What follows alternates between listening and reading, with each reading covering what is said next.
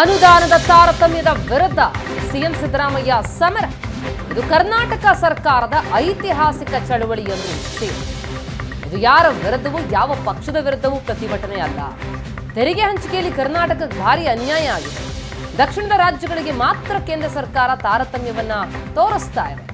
ಜನಸಂಖ್ಯೆ ನಿಯಂತ್ರಿಸಿದ್ದೇ ನಮಗೆ ಶಾಪ ಆಗಿಬಿಡ್ತು ಅಂತ ಕೇಂದ್ರ ಸರ್ಕಾರದ ವಿರುದ್ಧ ಗುಡುಗಿದ್ದಾರೆ CM Siddaramaiah. See, as a matter of fact, this year, Karnataka state is contributing more than 4,30,000 taxes to state, to Union of India. Esto?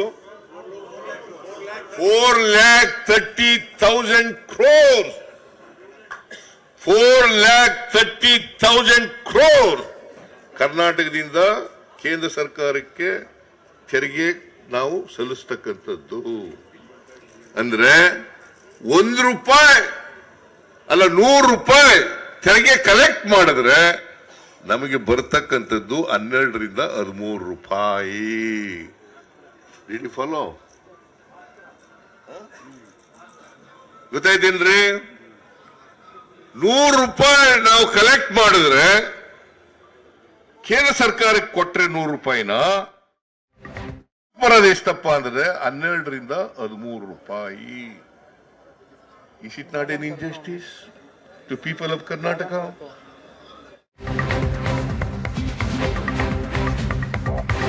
ನಮ್ಮದು ದೇಶದಲ್ಲಿ ಅತಿ ಹೆಚ್ಚು ತೆರಿಗೆ ಸಂಗ್ರಹಿಸುವ 2ನೇ ರಾಜ್ಯ. ಉತ್ತರ ಪ್ರದೇಶಕ್ಕೆ 2.18 ಸಾವಿರ ಕೋಟಿ ಅನುದಾನ ಕೊಟ್ಟಿದ್ದಾರೆ.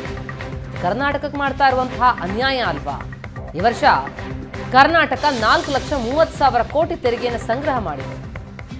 ಆದರೆ ಕೇಂದ್ರಕ್ಕೆ ₹100 ಕೊಟ್ಟರೆ ನಮ್ಗೆ ಸಿಗೋದು ಬರೀ 12 ರಿಂದ 13 ರೂಪಾಯಿ ಮಾತ್ರ. ಇದು ಕರ್ನಾಟಕ ಜನರಿಗೆ ಮಾಡ್ತಾ ಇರುವಂತಹ ತಾರತಮ್ಯ ಅಲ್ವಾ ಅಂತಿದ್ದಾರೆ ಸಿಎಂ.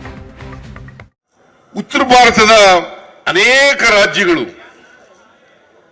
ಜನಸಂಖ್ಯೆ ನಿಯಂತ್ರಣವನ್ನ ಸರಿಯಾಗಿ ಮಾಡಲಿಲ್ಲ. ದಕ್ಷಿಣ ಭಾರತದ ರಾಜ್ಯಗಳು ಜನಸಂಖ್ಯೆ ನಿಯಂತ್ರಣವನ್ನ ಮಾಡಿದವು. ಹಾಗಾಗಿ ಜನಸಂಖ್ಯೆ ಉತ್ತರ ಭಾರತದಲ್ಲಿ ಹೆಚ್ಚಾಯಿತು,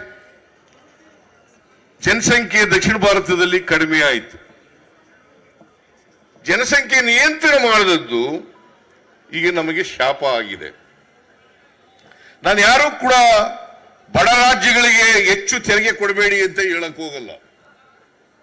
ಯಾವುದು ಅಭಿವೃದ್ಧಿ ಆಗಿಲ್ಲ ರಾಜ್ಯಗಳಿಗೆ ಸ್ವಲ್ಪ ಹೆಚ್ಚು ತೆರಿಗೆ ಕೊಡ್ತಕ್ಕಂಥದ್ರ ಬಗ್ಗೆ ನಮ್ದೇನು ತಕರಾರಿಲ್ಲ, ಅದನ್ನ ವಿರೋಧ ಮಾಡಲ್ಲ.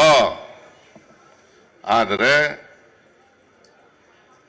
ಕೋಳಿ ಚಿನ್ನದ ಮೊಟ್ಟೆ ಇಡ್ತದೆ ಅಂತೇಳಿ ಕೋಳಿನೇ ಕುಯ್ದಾಕಬಾರದು ಅನ್ನೋದು ನಮ್ಮ ವಾದ.